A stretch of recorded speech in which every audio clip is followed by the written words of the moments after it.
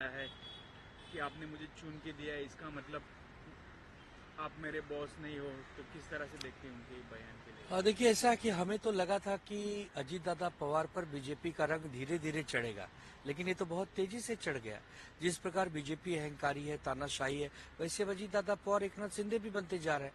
अरे भाई, अजीत दादा पवार बारामती में आप अपने ही मतदाताओं के सामने अगर कहेंगे कि अगर आपने हमें चुनकर दिया है तो क्या अब आपकी हम नौकरी करें, गुलामी करें, तो ये ऐसा बयान है कि हम हमारे बगल से गुजर गए, आप हमको पहचानते नहीं, और मतलब निकल गया तो आप हमको पहचानते नहीं। ये तो वही वाली बात हो गई।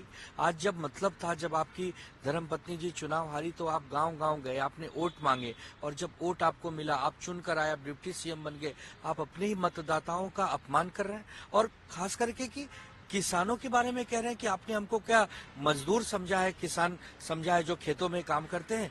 तो ये कितना दुर्भाग्यपूर्ण बयान है कि जो किसान भाई बहन इस देश की आन बान शान है। लाल बहादुर शास्त्री जी कहते थे जय जवान जय किसान। आज आप उन्हीं किसानों को कह रहे हैं कि आपने हमको क्या किसान समझा है। मतलब किसान क्या इतना छोटा नजर आ रहा है जी दादा आपको?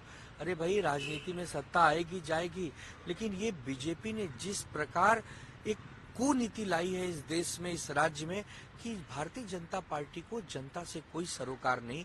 कोई कह रहा है कि जनता राक्षस है, कोई कह रहा है कि हम लाडली बहन योजना में संशोधन करेंगे, जिन माताओं बहनों को पैसे मिल रहे हैं उनकी हम जांच करेंगे, कुछ नाम हम काट देंगे।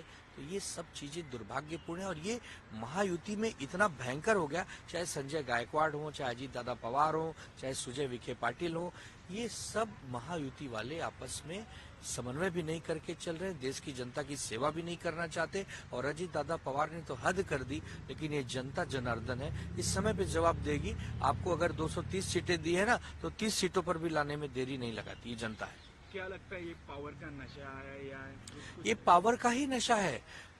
भाई, आप सोचिए कि 23 नवंबर को नतीजे आए थे, आज हम जनवरी में फर्स्ट वीक में खड़े हैं। अभी तक भी कितने मंत्री ऐसे हैं जिन्होंने अभी तक कार्यभार नहीं संभाला है। तो ये सब नाटक क्यों कर रहे हैं भाई? आपके पास पूर्ण बहुमत की सरकार थी, आपके पास इतना बड़ा मैंडेट था, आप जो चाहते वो कर सकते थे, विकास के काम कर सकते थे। आज हमारे राज्य पे कितने करोड़ रुपए का कर्जा है, इसे उतारने की आवश्यकता थी। लेकिन ये सब न करके केवल जनता को गालियां देना है, जनता का अपमान करना है। अरे, आपको चुन के दिया है तो आपके ऊपर जिम्मेदारी दी है, आपको हमने पसंद किया था इसके लिए चुन कर दिया था। लेकिन अगर आपका ऐसा रवैया रहेगा तो 2029 में आपको यही जनता हरा देगी चुनाव। ये अजीत दादा पवार जैसे बड़े नेताओं को समझना चाहिए। अगर वो नहीं समझ रहे हैं तो ये बीजेपी के ट्रैप में फंसे हुए हैं, और बीजेपी को गुलाम पसंद है। बीजेपी इतना बड़ा गुलाम बना देती है कि आप कहीं से भाग भी नहीं सकते। ईडी सीबीआई भी उसके पीछे रहती है। भाजपा के पूर्व नेता और एमपी सुजय विखे जी का बयान आया है कि शिरडी में जो फ्री खाना बंटता है उसे बंद कर देना चाहिए, उसकी वजह से ज्यादा भिखारी शिरडी में आने लग गए। अभी ऐसे बयानों का क्या कहे, इतने दुर्भाग्यपूर्ण बयान है। अरे, भोजन करवाना ये तो बहुत बड़ी खुशी और गर्व की बात है। शिरडी साईं बाबा जब कहीं से भिक्षा मांगकर लाते थे उस जमाने में, तो अपने अगल बगल के लोगों को बिठाकर खिलाते थे, अपने हाथों से भोजन पकाकर खिलाते थे। गुरुवार गुरुवार वो खिचड़ी बांटने की परंपरा उन्होंने शुरू की। उस साईं बाबा का तो कम से कम कोई लिहाज करो, कोई ख्याल करो।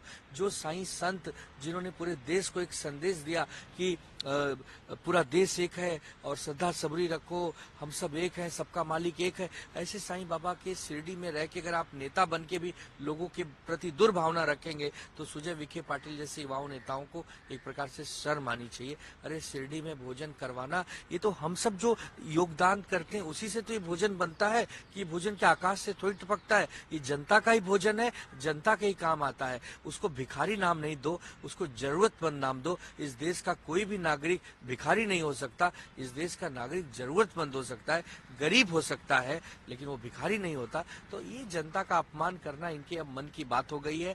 ये सब जब कांग्रेस में थे तो अच्छे हुआ करते थे, जब से ये लोग सब बीजेपी में है तब से जनता के प्रति इनकी दुर्भावना बढ़ गई है। आप आदमी के लीडर अरविंद केजरीवाल जी का बयान आया है कि मनीष सिसोदिया के ऊपर कभी भी इनकम टैक्स की रेट गिर सकती ये है। तो स्वाभाविक सी प्रक्रिया है। भारतीय जनता पार्टी चुनाव जीतने के लिए किसी भी हद पर जाती है। भारतीय जनता पार्टी के विरोध में अगर आप रहेंगे तो आपके ऊपर ईडी सीबीआई इनकम टैक्स की जांच होते आई है, ऑपरेशन लोटस होता आया है, तोड़ फोड़ खरीद फरोख्त होती आई, इसमें नई बात क्या है? तो ये सब तो चलता है, इससे हमें कोई बहुत ज्यादा चिंता करने की आवश्यकता नहीं है। जनता ने मन बनाया, अरविंद केजरीवाल के कामों को देखा है, हमें लगता है कि वहाँ आम आदमी पार्टी रिपीट करेगी। बीजेपी कितनी भी ताकत लगा ले, बीजेपी वहां आनी नहीं है, इसलिए तो बीजेपी दूसरे रास्ते से गवर्नर के थ्रू अपने काम कराना चाहती है। तो जनता सब देख रही है, हमें लगता है कि जनता जवाब देगी। और मनीष सिसोदिया हो चाहे अरविंद जी हो, इनको जितना प्रताड़ित करना था उन्होंने कर लिया। अब जनता की बारी है, जनता बीजेपी को प्रताड़ित करेगी बटन दबा के।